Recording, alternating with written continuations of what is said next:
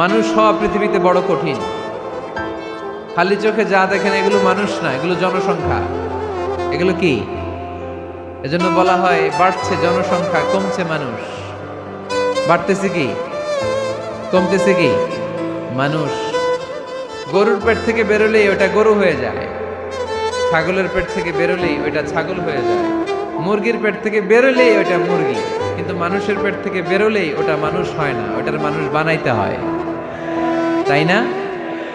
আবার গরুকে কেউ কোনোদিন বলে না এই তুই গরুর মতো গরু হ, বলে? শরীয়তপুরে আপনারাও বলেন না?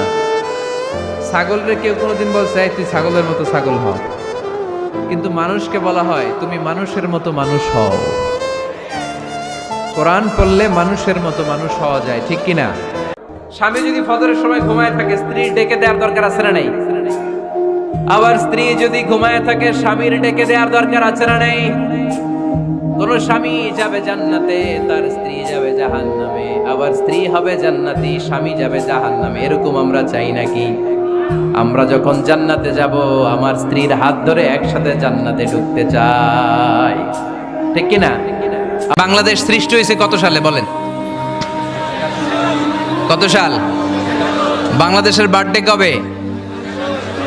1971-এ। এই 71 সালের পর থেকে আমাদের বাংলাদেশে সুদ আছে না নাই? কিন্তু সুদের বিরুদ্ধে ওয়াজ আছে না নাই? আলেম ওলামারা আজীবন সুদের বিরুদ্ধে ওয়াজ করছে। আমরা ওয়াজ আগে করতাম, এখন করতেছি, সামনেও করব, মাগার সুদ মরবে না। এর কারণ যেটা আইন করে প্রণয়ন করা হয় ওইটা ওয়াজ করে মারা যায় না, ওইটারে আইন করে নষ্ট করতে হয়। চিল্লায় বলেন ঠিক কিনা? আমি সারা জীবন সুদের বিরুদ্ধে ওয়াজ করলে সুদ যাবে না, কিন্তু দেশনেত্রী মাননীয় প্রধানমন্ত্রী যদি কালকে ঘোষণা দেয় বাংলাদেশের কোনো ব্যাংকে ব্যাংকিং ফিনান্সিয়াল ট্রানজাকশনে কোনো সুদ চলবে না, তার পরের দিন থেকে বাংলাদেশে কোনো সুদ থাকবে না। চিল্লায় বলেন